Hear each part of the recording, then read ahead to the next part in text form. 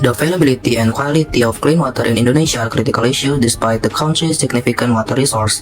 From data taken from the UNSTAD, United Nations Statistic Division website in 2015, Indonesia was among the 10 water-rich countries with water availability reaching 3.9 trillion meter cubic per year, but only 17.69% could be utilized. According to the website of the PUPR Ministry, with the construction of 65 dams by 2024, it is expected that the total water surface for irrigation will increase to 465,000 hectares, or equivalent to 20% of the total rice field.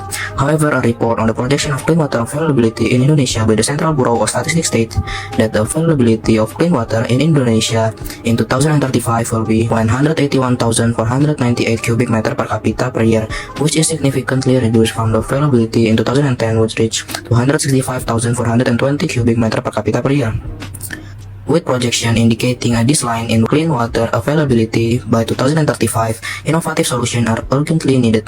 The nanocellulose-based botanical nanotechnology for water treatment or NANOWA project offers a promising solution by utilizing rice straw to produce nanocellulose for water filtration. Leveraging Indonesia's abundant rice production, this initiative aims to change water quality and accessibility, ultimately contributing to the sustainable management of water resources and the maintenance of clean water supplies for the population. The goals of our project is to help the environment and local communities in maintaining the availability of clean waters and also provide ways to handle wastewater. In an environmentally friendly way, we also want to evaluate the effectiveness of botanical nanotechnology methods for water treatment.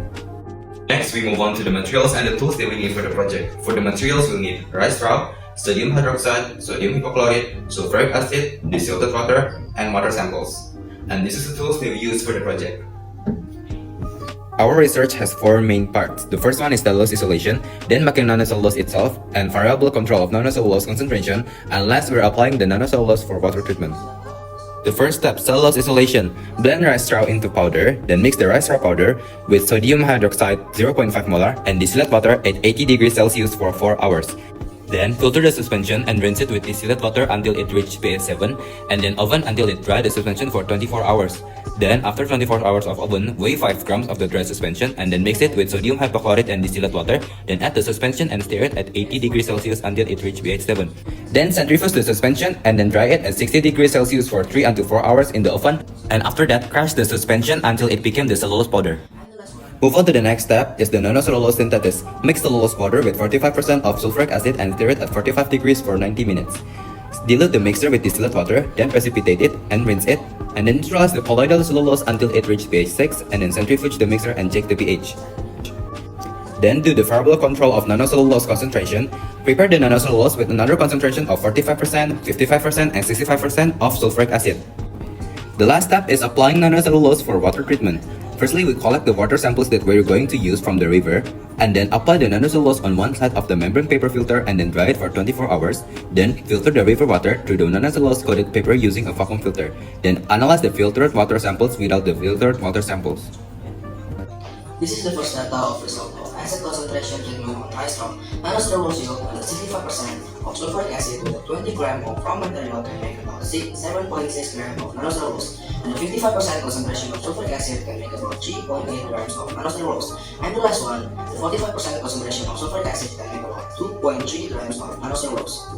The second data is the result of PSA characterization of particle size and size distribution. The NC1 sample with 45% concentration of sulfuric acid has an average size of 129 nanometer. The NC2 with 55% concentration of sulfuric acid has an average size of 63 nanometer. And the last one, the NC3 with the 65% concentration of sulfuric acid has an average size of 43 nanometer. Now we will go to the third data, that is about the initial data on water turbidity level of our sample. We take our water sample from the Cisadane River, and the Cisadane River has an average measurement value of NTU that is 38.53 NTU, that is far from the environmental health standard by the Health Minister of Republic of Indonesia, that is 25 NTU. And now the last data is about the data from measurement of water turbidity after filtration. The MC1 sample with 45% concentration show that after filtration, the NTU changed into an average measurement of 26.38 NTU. The NC2 measurement of NTU also changed to an average of 21.18 NTU. And the last sample measurement of NTU also changed a lot from 38.53 NTU to an average of 19.33 NTU. Conclusion is that nanocellulose from rice straw offer a sustainable solution for water treatment. Synthesized of acid hydrolysis with varying concentration, the study demonstrated a decrease in nanocellulose yield with higher acid concentration. Characterization review nanoparticle size in sample NC2 and NC3 utilizing nanocellulose as a filter media effectively reduce desalinary water turbidity. With sample NC3 showing optimal result at 65% acid concentration, this highlights its potential in enhancing water quality while addressing agricultural solid waste. Nanocellulose present a promising avenue for eco-friendly water treatment technology.